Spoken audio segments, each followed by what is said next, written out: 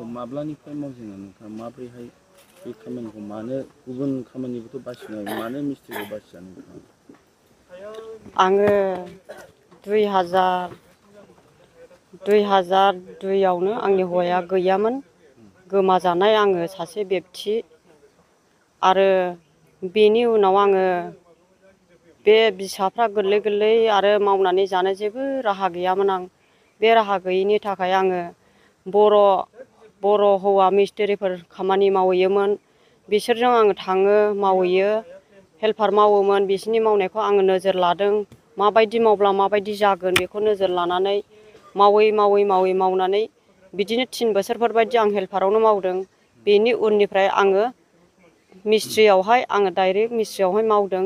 जेब्ला मिस्ट्रि मावजेननाय नुयो अब्ला मालिकफ्रा आंखौ बिराद हामजादों।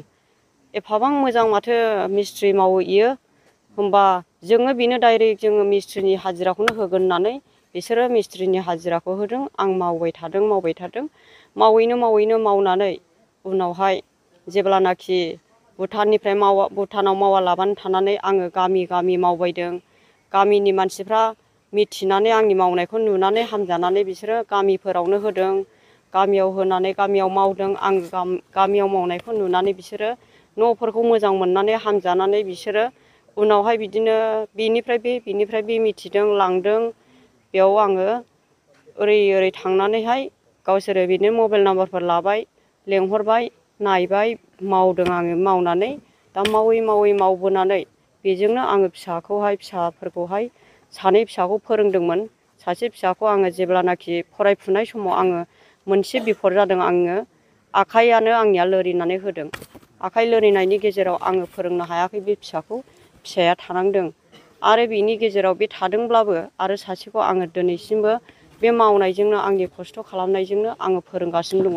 नाथाय दिनै फोरोङै फोरोंबोनानै मावबोनानै दिनै बिसाया खुनुरुखुम दिनै दा बिबिसिमाव सहैनानै दङ।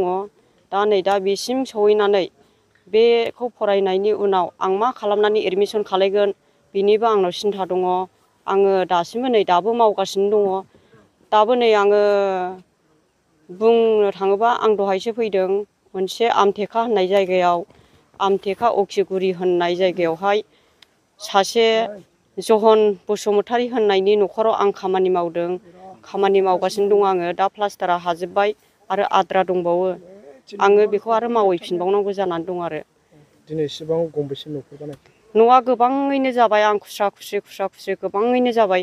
जेब्लानाखि बै समावहाय गभर्नमेन्टनि न' मोनलादों बे 2017 न' मोनदों। नैबे समावबो 15था बायदि लुखादों। आरो बे बारबाखि बस्तियाव लुनायाबो गोबां जाबाय आङो दा। दिनै जे 13 नं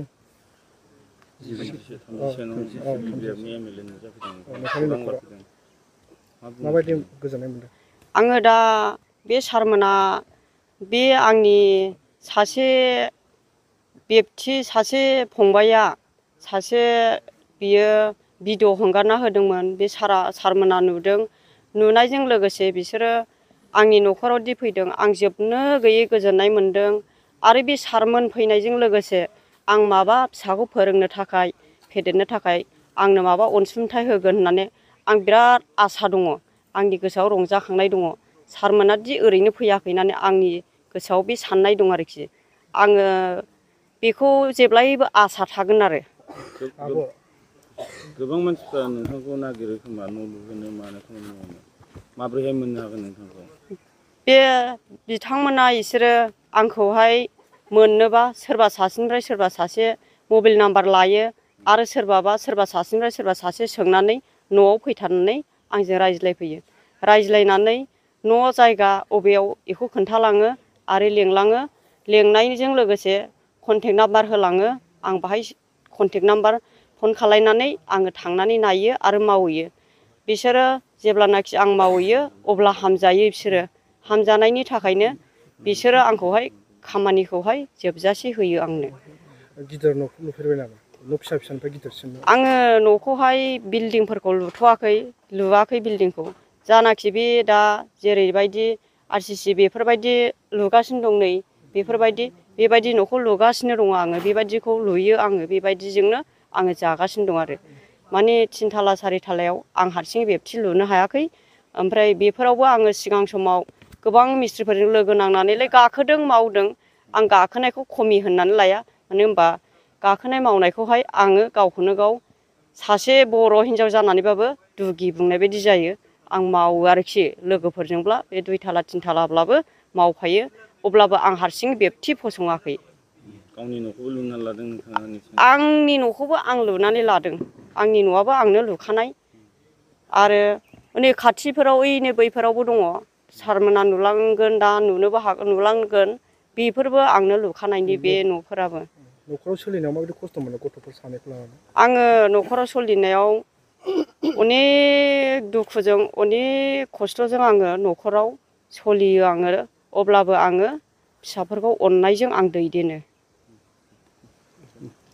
सासे आइजोआ मिस्ट्रि मावनानै न'खर संसार खुंबोदों दा मा बुंनो सानो आङो गिबियावनो जयमति ब्रह्म बिथांखौ आङो साबायखर जासिगोन जे दिनैहाय दादगारिनि नैबे 3 नं सनापुर गामियाव आङो दिनै दंफैयो जोंनि UPPLनि लाइमोन गांखंनि नेहाथारि जाहा दङ बिथां बिन'द शर्मा बिनिफ्राय निसिमा ब्लकनि प्रेसिडेन्ट दुलाल बसुमतारी चिरांदुवार ब्लकनि जा प्रेसिडेन्ट बिथां बिरदाव मोसाहारि लोगोसेनो काजलगाव ब्लकनि गाहाय नेहाथारि मनेस्वर खाख्लारिजों लोगोसे जा जिल्लानि सासे दैदेनगिरि जेसया बसुमतारीजों लोगोसे जोंहा ब्राइस दङ आरो जोंनि UPPL दोलोनि गासैबो बिथांमोनखौ लानानै आङो दिनैहाय जयमति ब्रह्म बिथांनि न'आव आङो फैदों खारना बेनो जे सानब्रै सानबासो सिगां ससियेल मिडियायाव बिथांनि मोनसे भिडिअ आं नायदोंमोन आरो बे भिडिअनि गेजेरजों आङो जोबोद मोनसे दुगाखांनाय आरो रंजाखांनाय मोनदोंमोन गुबुन फारसे दुखुबो नांदोंमोन जे मानगोनां बिथां जयमति ब्रह्मनि बिथांनि जे हालोद जे न'खराव गारजेन गैयैनिफ्राय गारजेन गोमाजानायनि उनाव 2 गथ' फिसाज्लाफोरखौ फेदेरनाय फोलावनाय आरो फोरोंनायनि थाखाय जिबायदि खस्थ'जों दुखुजों हांमाजों मारै फोरोंगोन मोनसे गाबखांनाय बिनि गेजेरजों बिथाङा भुटानाव थांनानै राजमिस्ट्रिफोरजों हेल्पार खालामनानै उनाव बे खामानिखौ नायै नायै एसे समनि गेजेरावनो गावबो जे मावनो हायै गोसोआव मोनसे बोलो फैदोंमोन आरो बर' बिमा हिसाबै नायब्ला नुगोन आइजो हिसाबै नायब्ला नुगोन आइजोफोर मावनो हायै जेबो खामानियानो गैया दिनै जोंनि समाजखौ नायोब्ला न'खर बेंनायनि नोङो 50% बांसिन आंथ' बुंगोन 80% आइजो माहारिया बिमा माहारिया दिनै रुजुनो आरो बे जाय जिनिसखौ थांनाय जोंनि नैबे ओनसोलाव जोंनि समाजाव गोलाव समनिफ्राय हौवा माहारिफ्रा मावबोदों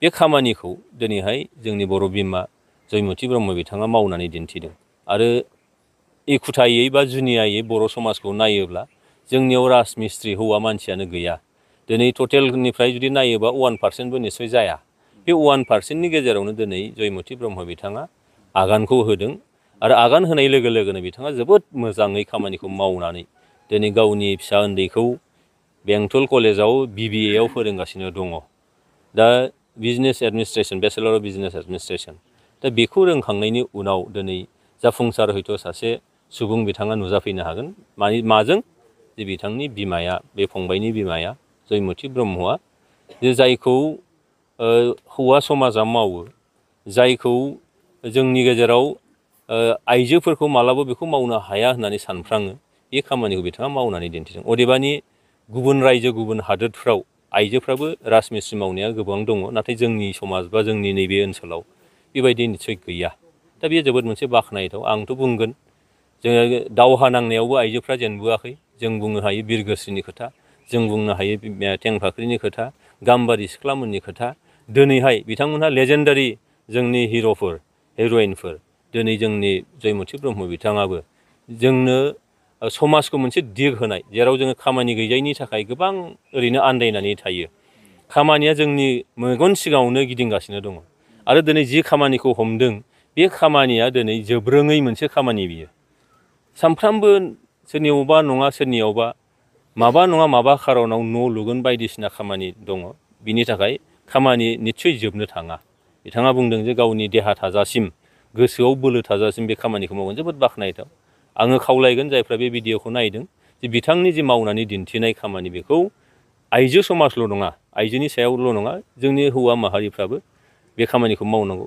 खाथियावनो जोंहा भुटान रायजो बे भुटान रायजोनिफ्रायनो सोलोंनानै फैदों भुटान रायजोआव बेबायदि गोबां खामानिफोर ओंखारो जायखौ बिथांमोना जोंनि नैबे ओनसोलनिफ्रायनो लुबैदों आं खावलायगोन जोंनि लाइमोनफोरखौ आं खावलायगोन जोंनि जायफ्रा खामानि गैजाया होननानै गावखौ सानना लादों बिथांमोना जुदि बे फारसे जुदि जों गोसो होयो बे फारसे जुदि जों समाज हिसाबैनो बा जोङो जुदि एनकारेज खालामनो हायो बेबायदि माबा मोनसे मटिभेसन खालामनो हायो बेबायदि माबा मोनसे प्रग्राम खालामनायनि गेजेरजों जोङो बे लाइनावबो जोङो आवग्रिनानै लानो हायो बेखौ आङो नुहुरदों बेनिखायनो आं खावलायबाय बयबो बिथांखौ जोङो मदद बोरै हायो जों होनांगौ आरो आंनि फारसेनिफ्रायबो आङो निस्सय बिथांमोनखौ बोरै हायो मदद होनो आङो नाजागोन जे बिथांनाव फरायनाय फिसाला दं सासे फिसाया गुबुन गुबुन खामानि मावनानै बिथाङा मिस्ट्रि खामानिखौ निस्सय मावो खोमा बेनि गेजेरजों न'खर संसारा जाहाथे गुबुनफोरबायदि बिराद माने रोहो नङाब्लाबो जिउखौ दैदेनलांनो हानायनिथ' लामा थानांगोन दा बेनिखायनो बेखिनिखौ बोरै हायो निस्सय नाजानाय जागोन